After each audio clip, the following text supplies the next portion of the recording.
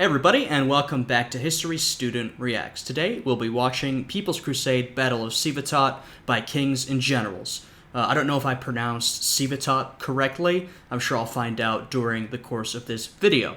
So, in the last video in this series, we saw the beginning of the Crusade. For real. The series so far had been building up to the beginning of the Crusade and would be getting a lot of background information on the Byzantine Empire and the Seljuk Turks. And finally, in the last video, we saw how Pope Urban II had sparked the First Crusade. So presumably, we're going to go from there. Now, looking at the title, as I mentioned, this is called the People's Crusade. And at the end of the last video, we sort of saw that some of the rhetoric surrounding the Crusade was getting out of hand, out of the control of the church authorities, and was spreading throughout the populace. And a lot of people were getting quite enthusiastic about the Crusade. So I assume something's going to happen to do with that. If you guys end up enjoying this video, I'd appreciate it if you check out my Patreon, which is linked down below. And without any further ado, let's get into this reaction.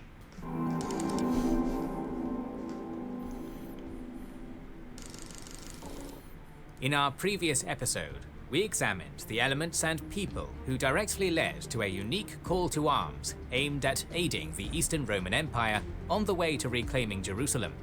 Yep. This was a carefully planned endeavor, coordinated with the Emperor Alexios Komnenos, aimed at directing the martial prowess of the Frankish nobility towards a common enemy. But as Urban II sent out his bishops to spread his fiery speech, yeah, I mean, as we saw in the last video, just a note on what they're saying, the correct historical conditions were needed to begin the First Crusade. There was an attempt at something similar a while back, as we covered in the series, and it didn't happen because we just weren't ready for it. So, the conditions needed to be ripe for this to happen, but it was very much closely planned by Pope Urban II, of course requested by Alexios Komnenos, but what we really saw was that it was closely organized by Urban II. This was not spontaneous, even close to spontaneous. It was closely coordinated from above, although I think we may see that sort of getting out of hand in this one. another man would pick up the mantle and irreversibly change the Christians' relations with a different religion. You won't be inspiring a crusade anytime soon if you can't write a good speech, and that's where our sponsor, Grammarly, comes in. Very true. It's a desktop app that helps you write more efficiently and clearly, and strike the right tone. For example... Alright, so you know the deal. Shout out to Kings and Generals. Their video is linked down below, so you can click on that and go and watch it for yourself. Go give them a like, and go check out their sponsor, which will be linked in the description of their video. Just go show them some love, since they're making this fantastic content that we're all watching. Understands what you mean by using Grammarly, and the more Kings and Generals to sign up for a free account and... Alright, so, there's their link, there's their code, go check it out. Get 20% off Grammarly Premium today to help you work more efficiently. Nice. While Urban was still touring central and southern France, a man by the name of Peter the Hermit, inspired by the Pope, decided to launch his own campaign, carrying his own message and delivering it to a different target audience. Starting out in Berry, Peter began touring the urban centers of northern France, and before long, he captivated the hearts and minds of thousands of people. One of his supporters described him by writing, "Outdoors he wore a woolen tunic, which revealed his ankles, and above it a hood. He wore a cloak to cover his upper body and a bit of his arms, but his feet were bare. He drank wine and ate fish, but scarcely ever ate bread." Another eyewitness report... Interesting. I'm not sure what the significance of drinking wine and fish but not bread is, but the rest of the description sort of sounds like sort of a common man, right? He walks around with bare feet. I'm not sure if Peter actually was a common man or if this was more of a cosplay. Many figures throughout history have pretended to sort of be more down to earth than they actually are in order to gain support. But I presume Peter is really taking this message of the Crusades and bringing it to the masses, who, as we saw in the last video, were already attracted to the message that Urban was giving to, the knights and lords of Europe.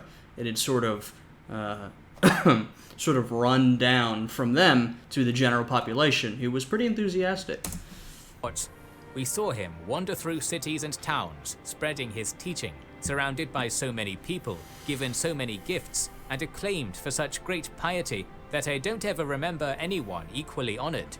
Whatever he did or said seemed like something almost divine. Even the hairs of his mule were torn out as though they were relics. Okay. Peter was an extremely charismatic preacher who told the story of how he visited Jerusalem a few years earlier and saw firsthand how the Muslims were mistreating the Christians and desecrating the holy sites.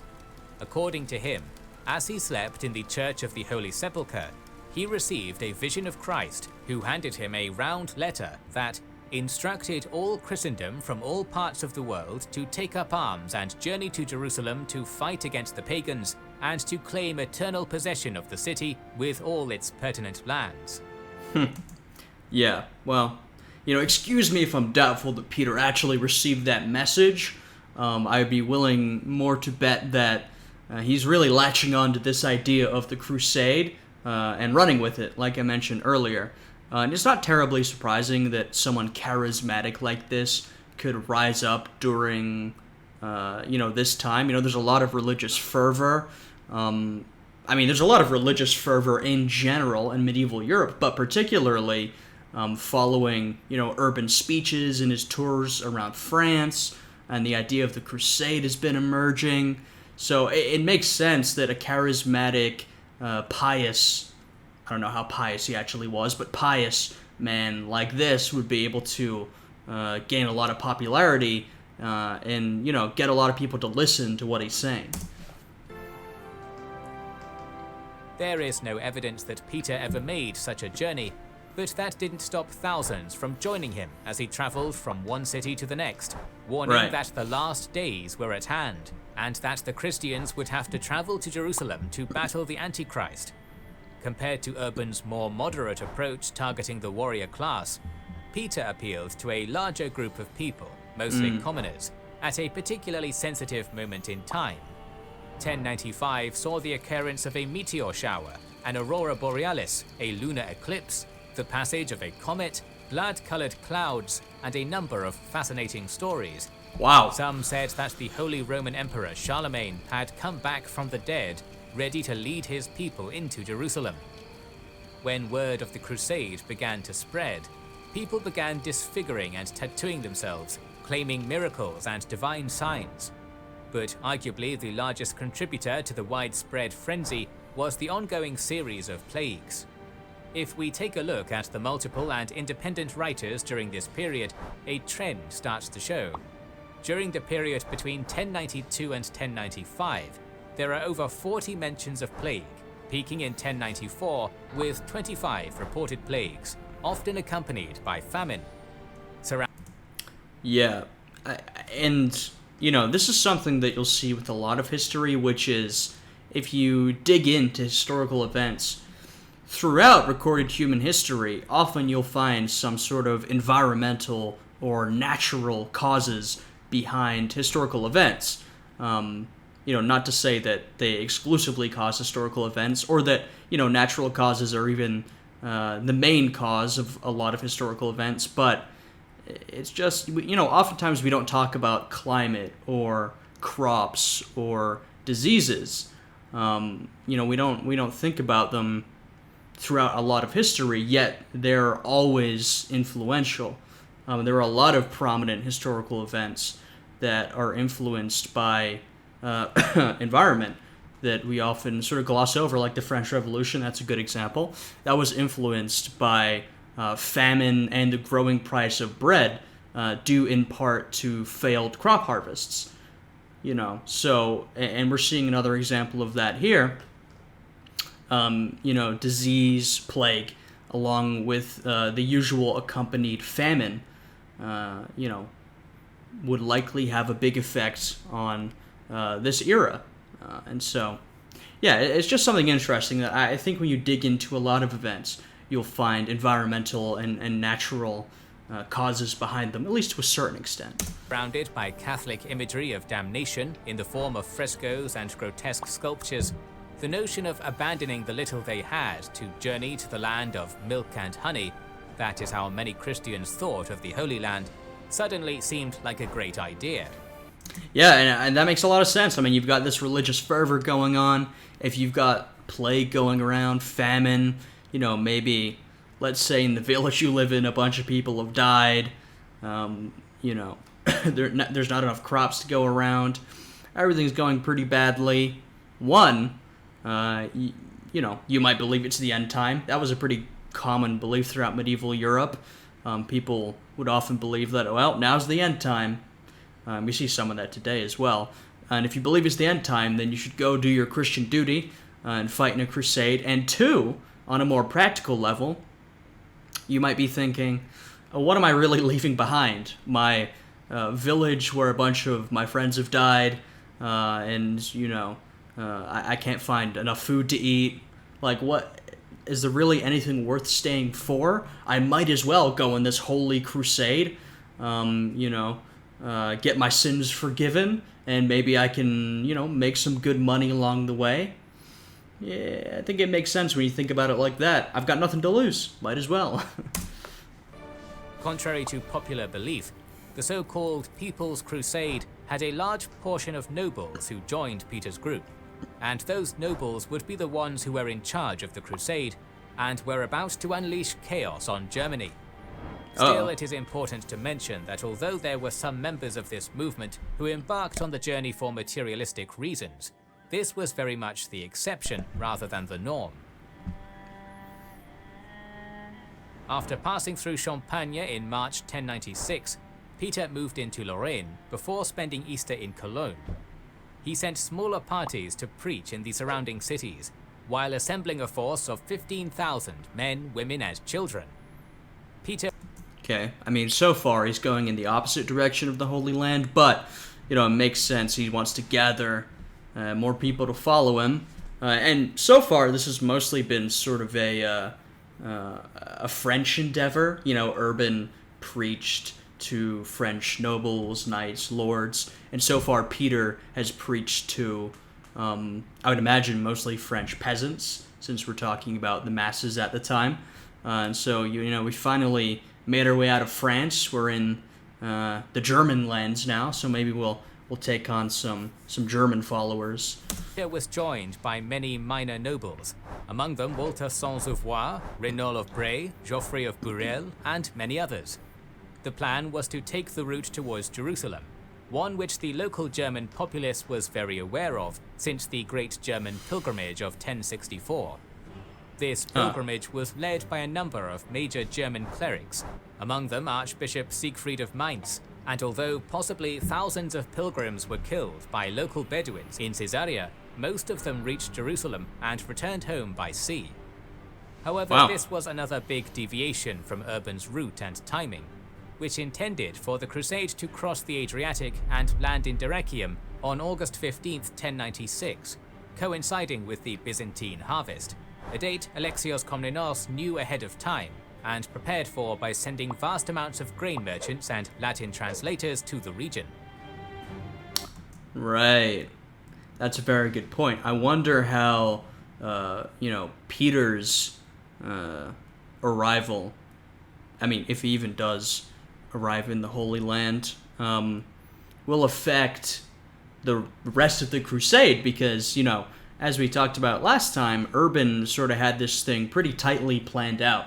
He had really designed it, coordinated it, alongside Alexios Komnenos in the Byzantine Empire. So, everything was planned, they had everything ready to go, and now you have this force of a combination of nobles, but a lot of, just regular individuals, a lot of European peasants who are going to start making their way to the Holy Land, and, the regions they're going through may not necessarily be prepared for that because they're taking a different route than was planned by Urban and Alexios. So I wonder, like, how exactly that's going to play out.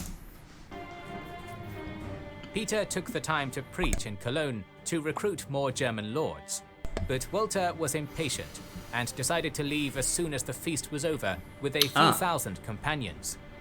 As a result of this schism, the Crusade was now divided into 5 groups, one under Peter, one commanded by Walter, and 3 more under the leadership of nobles, who distorted the words of the initial call even further and weaponized them against the thriving Jewish community. The series of events which we now call the Rhineland massacres would become a turning point in history.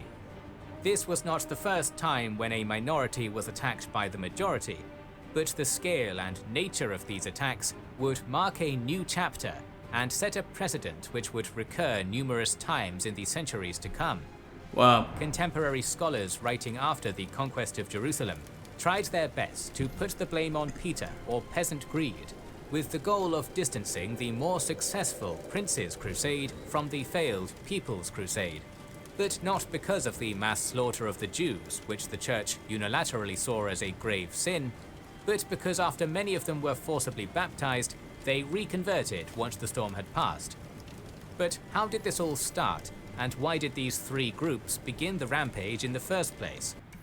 Okay, so apparently we're getting into a massive massacre of Jews, which was a turning point in history. I'm not familiar with this, but a quick word on the situation of the Jews. They were, just a really tragic history, frankly. But they were sort of a continual punching bag for Christians, because Jews, had spread throughout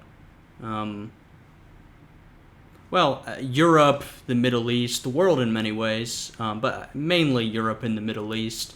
And, they had few polities or states of their own, and so they were, almost always a minority among a majority, sometimes a Muslim majority, oftentimes a Christian majority. And so, because of the history and just the fact that when things go wrong, often a minority will be targeted.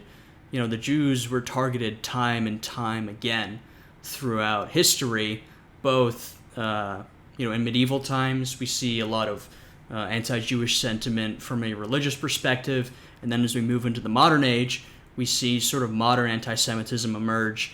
We see a lot of prejudice and attacks against the Jews from a, ethnic perspective, through the lens of, quote, scientific racism, pseudo-scientific racism, where Jews is seen as racially inferior. It was less of a religious thing, but, the Jews, were always getting a hard time throughout their history, basically.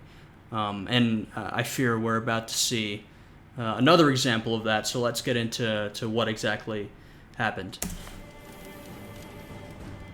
Even before the army crossed the Rhine, word spread proclaiming, "Do we need to travel to distant lands in the east to attack the enemies of God, when there are Jews right before our eyes, a race that is the greatest enemy of God?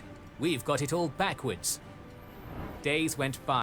Yeah, and that's not, terribly surprising, I guess, thinking about it now. Where you've got all this religious fervor, and people are getting really riled up to go and fight against the Muslims in the Holy Lands. It's not too surprising that some of that fervor would spill over into attacks against Jews, and I would imagine pagans, though. I'm not sure at this point how many pagans are left in Europe. I think a lot of Europe has been Christianized, but basically other non-Christian groups would get some of that fervor and hatred that was being aimed by the church against the Muslims in the Holy Land. As children asked their parents if this was Jerusalem at the site of each new city, and the growing excitement turned into impatience. Most of the German nobles were busy fighting amongst each other. but some of them quickly became obsessed with the promise of indulgence in return for military service. Count Emicho of Leiningen added his own ideas to the crusade by tattooing a cross on himself and proclaiming that he was the last emperor, the one who would unite East and West before going to Jerusalem and wiping out Judaism. Jesus. His well-equipped and well-organized army unleashed a wave of violence, which began on May 3rd, 1096, at the newly settled city of Speyer by storming into the synagogue. The Bishop of Speyer, who had heard of the coming danger, did everything he could to protect the Jewish populace. Wow. As a result of his actions, only 11 of them were killed. I mean, wow. That's an impressive display of bravery and, I mean, frankly, humanity.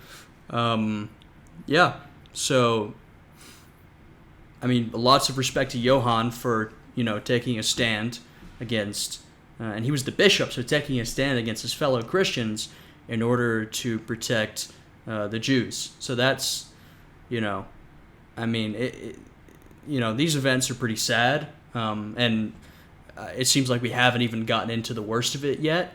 But that at the very least is encouraging that you have people who are willing to stand up to this sort of violence. So yeah, good on you, Johann. 15 days later, Emicho descended upon the city of Worms, where according to the Mainz Chronicle, they took a trampled corpse of theirs, which had been buried 30 days previously, and carried it through the city, saying, "Behold what the Jews have done to our comrade. They took a Gentile and boiled him in water. Then they poured the water into our wells in order to kill us."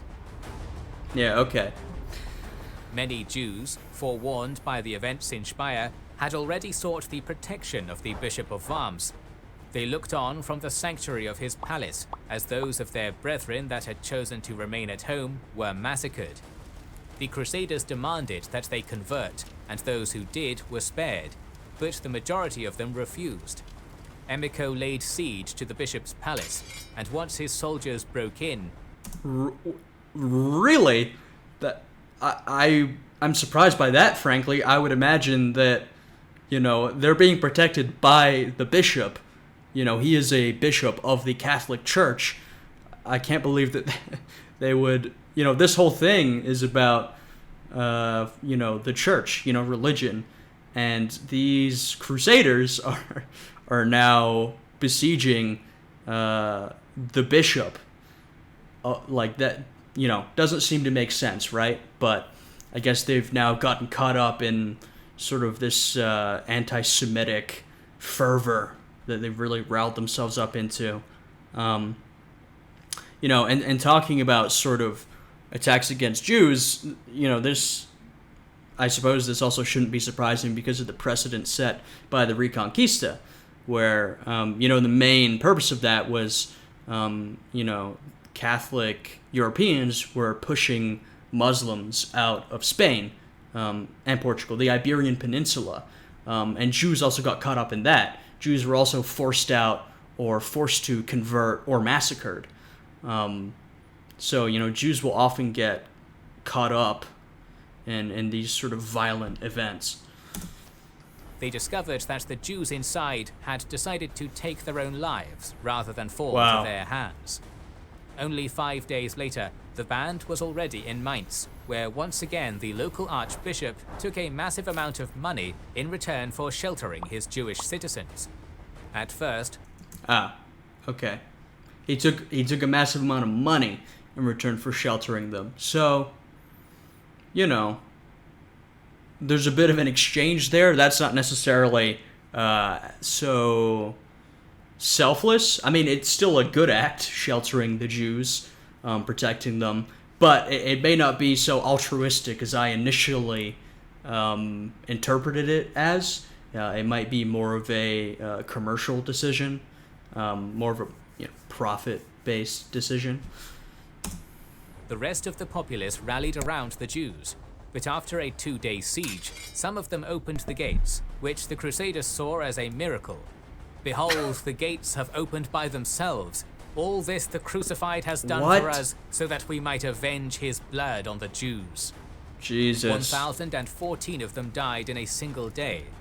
Hearing of this, the citizens of Cologne took action and massacred their own Jewish population, destroying every Torah scroll they found along the way, while other cities like Regensburg were spared after mass forced conversions. The second group, under a monk named Volkmar, decided to pass through Bavaria and travel to Prague, inspiring another Jewish pogrom on June the 1st, while the Duke was away. And this is how it happens, with pogroms. It starts with one and then it spreads, you have like Emiko, this one band going around massacring a bunch of different cities, and then it'll spread through. They mentioned a city that massacred its own Jews, probably because it didn't want to be besieged. And then, it just sort of naturally spreads, and the pogroms spread. And then, violence just builds on violence. And that's, part of why stuff like this is so insidious, because one violent act will just lead to another, and it keeps getting worse. And that's what we're seeing here. Another group, with at least 15,000 followers, led by a man named Gottschalk, also committed atrocities as they made their way along the Danube. It is important to note that the majority of these leaders would later join the Prince's Crusade, whose leaders also attacked members of the Jewish community. Meanwhile, Walter and around 10,000 Crusaders made it to the Hungarian border in May and met with King Koloman, who treated him well. But by the time they reached the Sava River, an accident occurred, involving 16 of Walter's men bartering with local weapons merchants before they were attacked and stripped of their clothes and valuables. The humiliated soldiers walked naked to the army camp, only to find that the governor of Belgrade refused to open his markets. In response, Walter plundered the countryside and rounded up as much cattle as he could in between skirmishes with the Hungarian and Byzantine border guards. Jeez. Yeah, we seem to be getting quite a bit off topic at this point from the original goal of the Crusades, which was to go and reclaim the Holy Land from the Muslims. We've seen this horrific, series of pogroms against Jews in Germany. And now Walter is getting into trouble with local troops in Hungary, presumably fellow Christians. So, this is, I would say not going really that well. At one point, 140 Crusaders were routed and sought refuge in a chapel, which the Byzantines burned down. Wow. Eventually, the group made it to Nish, where they were granted weapons and supplies by the governor, who ensured their safe passage to Constantinople, promising open markets along the way. Peter the Hermit's contingent, which had as many as 40,000 followers, was only a few days behind Walter's. Upon their entry to Hungary, King Koloman made them swear to keep the peace. But as the Crusaders approached the... that's fair. He's had previous issues, and he's got 40,000 Crusaders. Probably mostly... I know we have some nobles amongst this group, and I'm sure there's some organization, but, I wonder to what extent this force of possibly 40,000, mostly peasants, was actually organized. Was it closer to an army, or is it more like a peasant mob? Because, I kind of feel like with that many people, mostly drawn from the destitute peasantry of France and Germany, the discipline probably isn't super high. Organization may not be that well enforced. Sava River, they spotted the clothes of 16 Crusaders hanging from the battlements of Zemun. This sight came at the same time as a rumor began to circulate that a local Hungarian warlord and the governor of Belgrade were plotting against them. After camping in front of the city for 17 days, Peter ordered an attack, instructing his archers to target the watchmen, while the infantry assaulted the walls with scaling ladders. According to one source, 4,000 Hungarians were killed at the cost of just 100 Crusaders. Jesus. And whether the numbers were exaggerated or not, the city was taken and became their base for a week. By this time, Peter learned that the Hungarians were gathering an army, so he ordered his men to begin crossing the river with 150 ships and rafts made from timber stripped from the houses and bound with rope. While the people and supplies were being ferried, 7 boats filled with Pecheneg archers approached and opened fire. A makeshift Frankish navy grouped up and attempted to counterattack, destroying all the enemy vessels, but their cohesion was significantly damaged. As they arrived at Niš, a deal was struck, exchanging high-ranking hostages in return for access to the local markets. But it didn't take long for hostilities to resume. A group of soldiers were dissatisfied with another group of merchants and decided to set fire to several mills and houses just outside the city, as the Crusaders were already on the road. In response, the governor launched a raid on the rear, mostly made up of the elderly men, women, and children. Cattle were stolen. Dozens were killed or captured before the rest of the column could even react.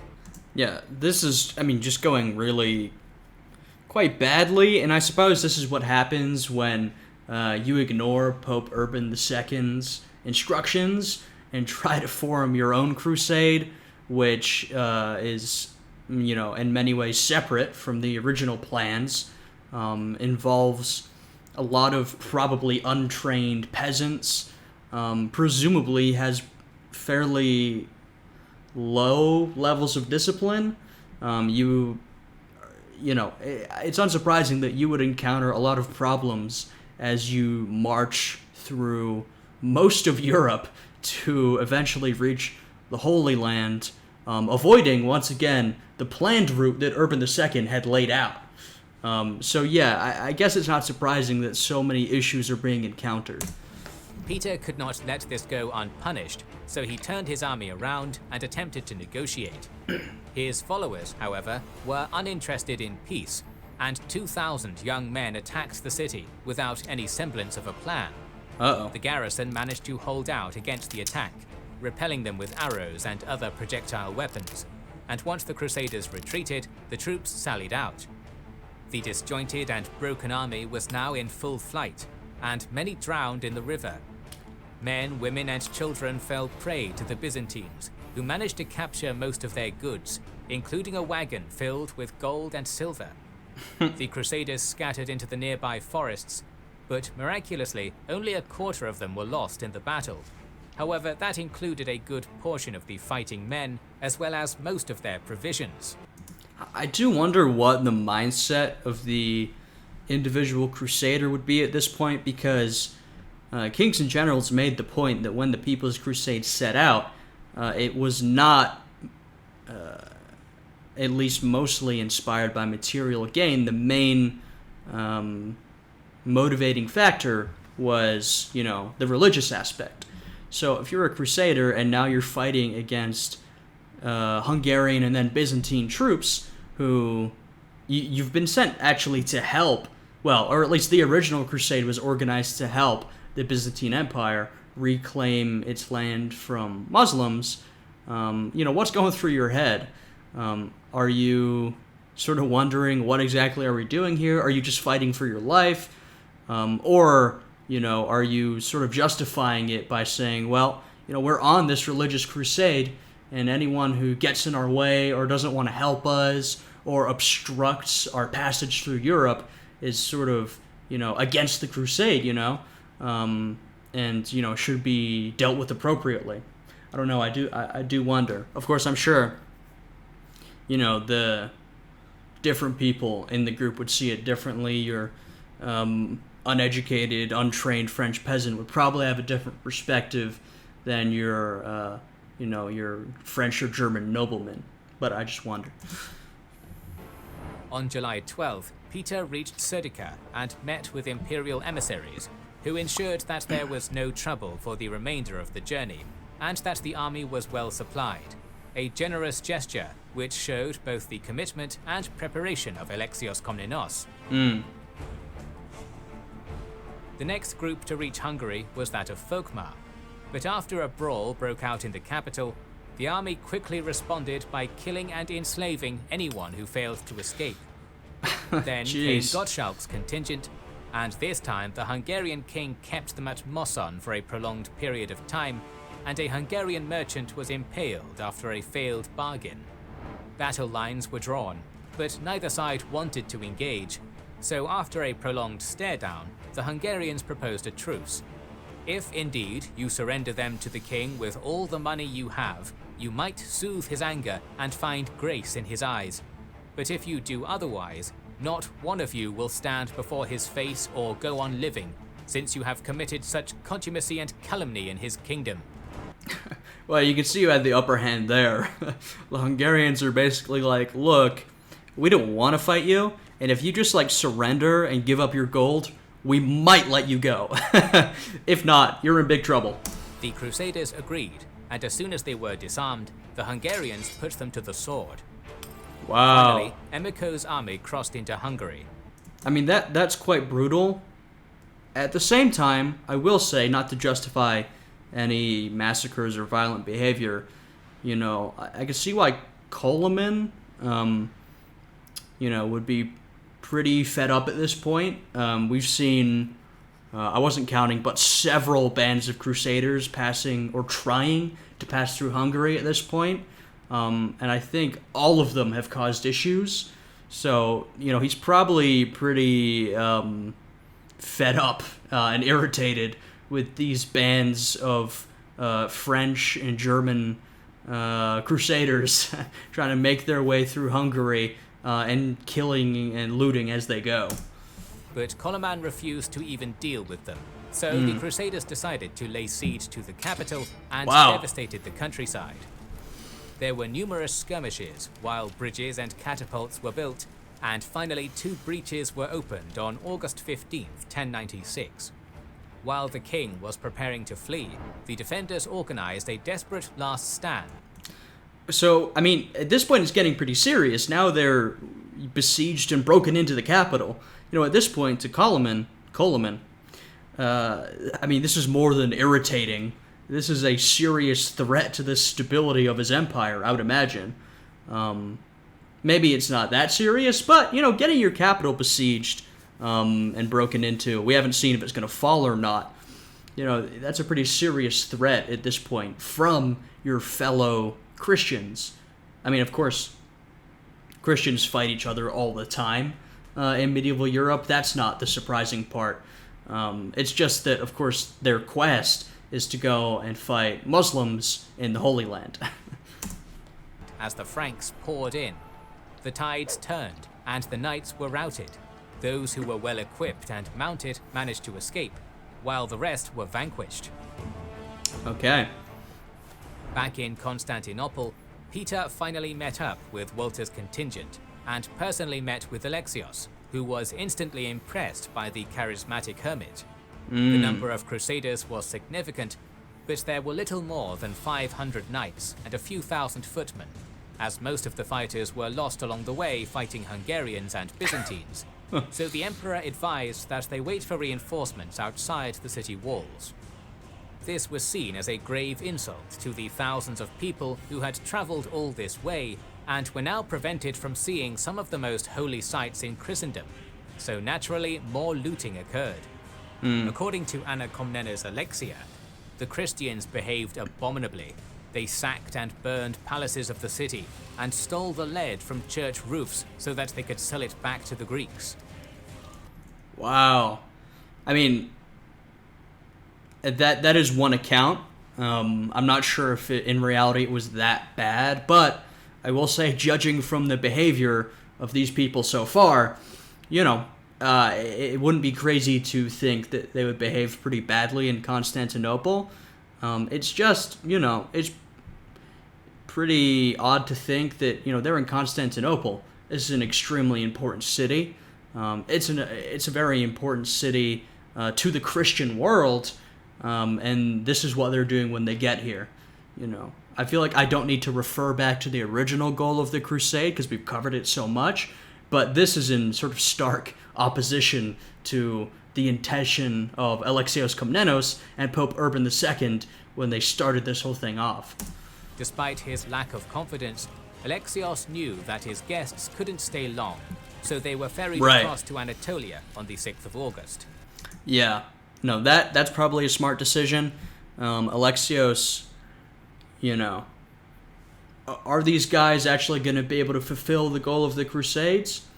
Probably not, but do you want them hanging around Constantinople and looting and burning?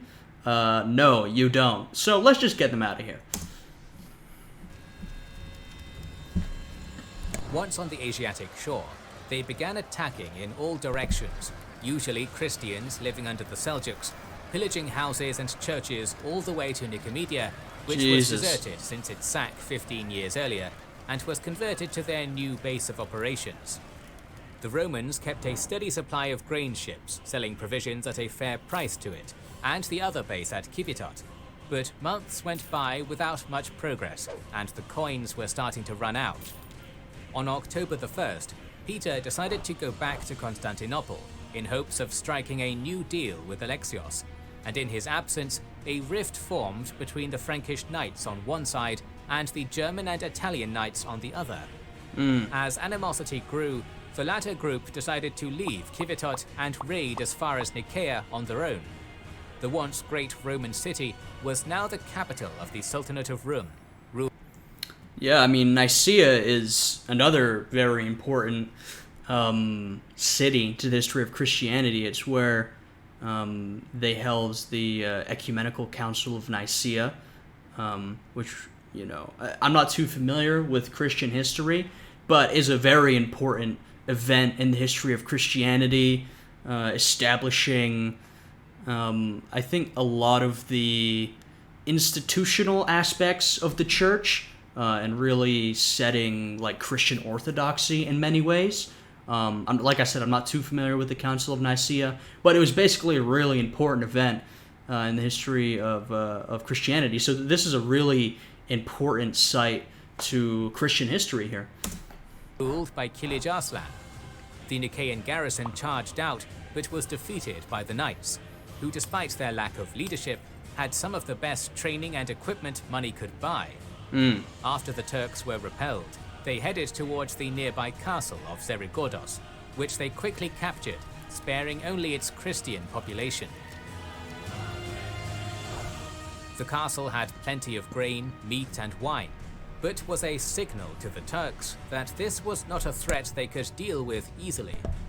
3 days later, Kilij Arslan made his way towards it, defeating an ambush laid by the Italian contingent along the way. Siege lines were drawn, and the unyielding Christians were cut off from the rest of their allies. The only two sources of fresh water nearby were located outside the castle walls and guarded by the Seljuks. As the days dragged on, the Crusaders began to drink their own urine and sewage water. Some of them buried themselves in the sand in the hope of retaining moisture, or tried to suck water out of the dry earth. On the 8th day, the gate was set on fire, causing a wild panic. Some surrendered, while others jumped, sallied out, and were assaulted with arrows. Only a few Germans managed to survive. Yikes, so this is some of the first actual fighting between the Muslim Seljuk Turks and the Crusaders that we've seen. You know, this is sort of more on track for the goal of the Crusade. And so far, it's been back and forth, but it has not ended well for the Crusaders at this point. Back in the camp, Peter was still negotiating, while a Turkish spy told the Crusaders that Nicaea had fallen and that the Crusaders were dividing up the loot between themselves. Once again, the Christians were divided, with some advising to wait for their leader, while the rest wanted to act now. A decision was made that all the fighting men would deploy in 6 divisions and move towards Nicaea, while the women, children and sick stayed in Civetot. Somewhere along the way, the truth was revealed, and excitement turned into panic, which only multiplied as Kilij Arslan's army ambushed them from the woods just 3 miles away from the camp. No formations were drawn. Instead, each of the divisions rallied themselves and attacked the far more mobile enemy. The horse archers employed hit-and-run tactics before encircling 2 of the divisions, while another group of Turkish cavalry circled around to cut off their retreat. Yeah, I mean, we've already talked about in this series how the Byzantines always had issues fighting nomadic horse archers, and the Seljuk Turks fit into that category, nomadic horse archers. And so it's unsurprising that the heavily armored European knights would also have a hard time, because, the Seljuk cavalry, they're just so much more mobile, they're quick, they're able to use hit-and-run tactics. So, they have a lot of advantages over the European knights, and I believe we're seeing that here. The remaining 4 divisions charged forward as the Seljuks fired at them in a classic feint retreat. Initially, the situation looked hopeful, as the mounted knights took down hundreds of their opponents. Okay. But then the Turks aimed at their horses, which led to a massacre. There were only a few survivors, which did not include Walter Sansavoix, who had 7 arrows sticking out of him. Wow. The remainder was chased down to Civetot. The camp followers lit bonfires, which were carried by the winds into the enemy, but the situation was hopeless. Tens of thousands who were inspired by Peter now ran for their lives. Many of them drowned or were killed, but most were captured. Yikes. Those who refused to convert were taken captive and carted to Antioch, Aleppo, and as far as Khorasan. 3,000 managed to reach a nearby ruined castle and hold off the attackers with improvised fortifications. The following day, a single boat managed to reach Constantinople, prompting Alexios to send his fleet and rescue a fragment of the people who initially set out from France. Anna Komnena's description of the dead no doubt exaggerated their numbers, but it nonetheless provides a good sense of how the slaughter must have looked to the next wave of Crusaders arriving 9 months later. When they gathered the remains of the fallen, lying on every side, they heaped up, I will not say a mighty ridge or hill or peak, but a mountain of considerable height and depth and width, so huge was the mass of bones. But this was not the end of the First Crusade, and in the next episode, we'll talk about the beginning of the Prince's Crusade. So make sure you are subscribed and have pressed the bell button to see it. Please consider liking, commenting, and sharing. It helps immensely. Interesting. So, go check out their video. It's linked down below. I basically said, I think everything I have to say about this. To reiterate some of the points I was making, we've, I guess, reached the end of the People's Crusade. I suppose the rest of the Crusade will continue from here on out. It frankly took a while for the Crusade to even get close to their, the location they were meant to be heading for. They never even reached the Holy Land, but they managed to get to Anatolia, which is a lot closer than France. Before they got there, they massacred a bunch of Jews, and they fought with Hungarian and Byzantine troops, which, seems very much opposed to the goal of the Crusade. And when they finally got to Seljuk territory, it seems like there was a pretty resounding loss against the Seljuk Turks. So, so far, I'd say the First Crusade is going terribly, but they did mention in this video that the Prince's Crusade would be going to be more successful. So I'm interested to see how exactly that goes. More successful, I presume they made it to the Holy Land. Are they going to reclaim their lost holy sites from the Muslims? I suppose we'll see. So far, it's going badly. If you guys enjoyed this video, please leave a like, subscribe to the channel, check out the Patreon, which is linked down below. I hope all you guys are having a good day today. At least where I am, it's getting very hot at the moment, so I'm fucking sweating my ass off sitting here. Maybe you guys are blessed with some cooler weather. But yeah, I hope you guys enjoyed this one, and I will see you again next time. Goodbye.